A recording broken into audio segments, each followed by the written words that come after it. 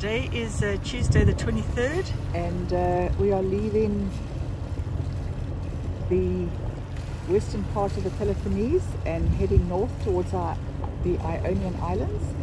And this is the Melitone Castle, which stands at the entrance with the citadel, and it's just absolutely amazing.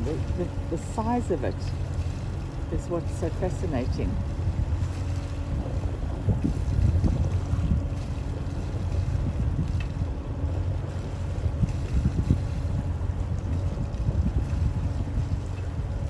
Last night we took a walk along the cliffs, saw a beautiful sunset. It was really lovely. So it's just after 4 in the afternoon and we are approaching the port town of Katakola, and as you can see a cruise ship has been in and it's basically taken up the entire landscape. You can hardly see the little town behind it, but our anchorage is straight ahead. With calm winds and flat seas forecast, we hadn't expected to sail, or indeed motor sail, but a light breeze out of the west, with the head sail unfurled, gave us a little extra speed and a slightly earlier arrival time in Katakola. Regardless, it was another very long day.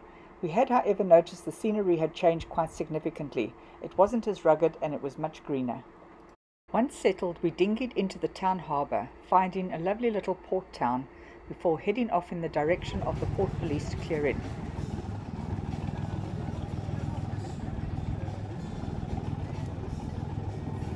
Although the building looked completely derelict, thankfully formalities were completed without any fuss. With the cruise ship departing, the town was somewhat deserted, but we enjoyed a sundowner before having a tasty dinner. By then, though, all we wanted was our hot shower and bed.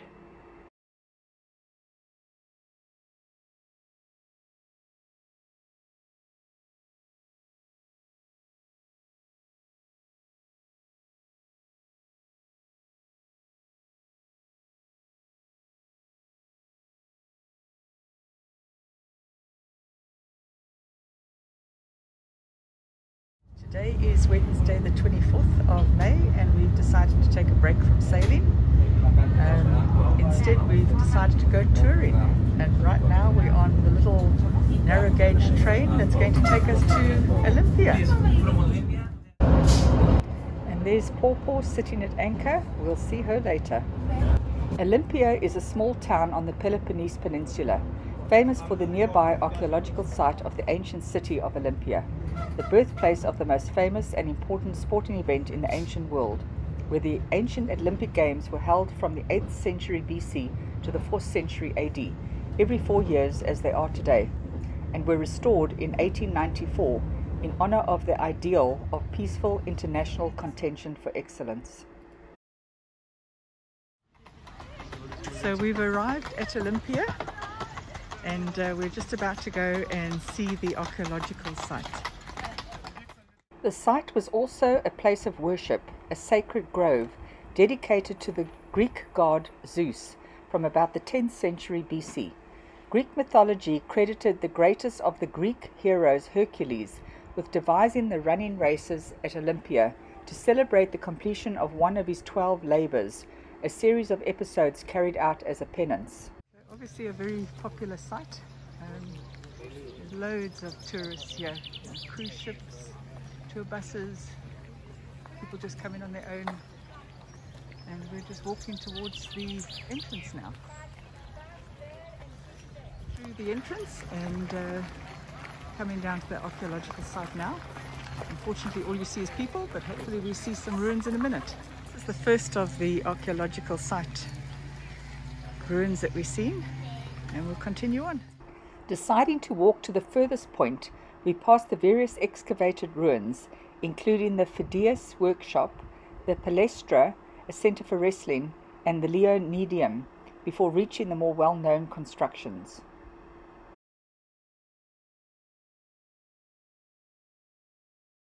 This was the meeting building for the Olympic Council, where the athletes and the judges took the sacred oath before the beginning of the Games.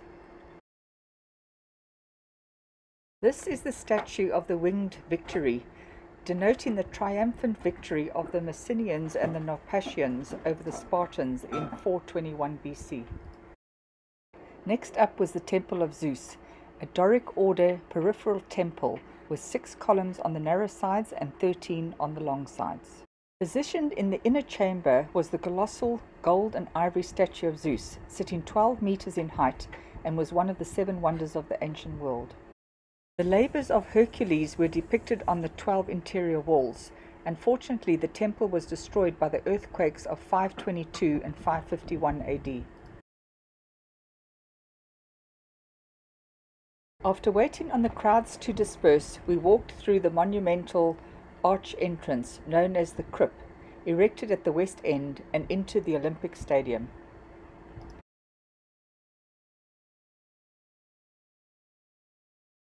So this is the main Olympia Stadium.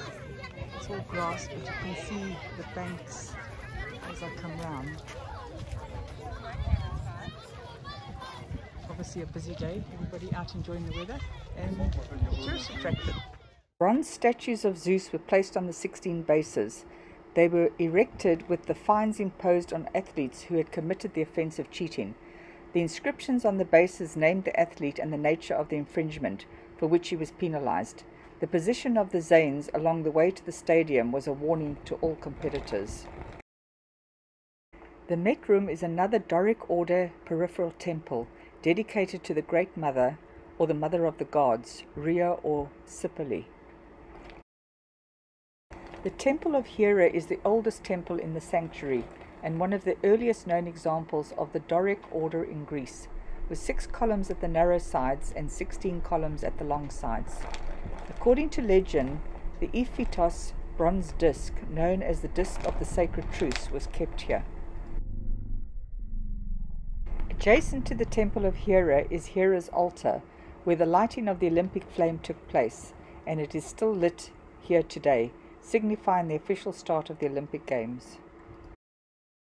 The Philippian, probably the most iconic landmark of the complex, was a tholos, a circular memorial built using materials of limestone and marble, which contained ivory and gold statues of Philip II of Macedon, king of the ancient kingdom of Macedonia, from 359 BC until his death in 336 BC.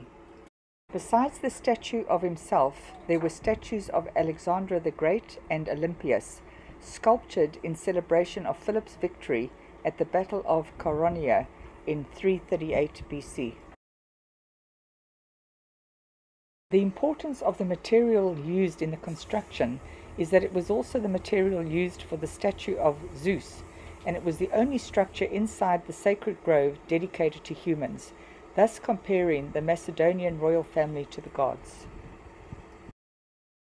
So we've enjoyed our tour around Olympia and we're on our way out, and this is one of the archaeological digs that is still ongoing. Delighted that we'd had the opportunity to visit ancient Olympia, another highlight of our circumnavigation. Before catching the train back to Katakola, we enjoyed a coffee and some very tasty baklava, then enjoyed a stroll around the little town, packed with throngs of tourists, as was the archaeological site.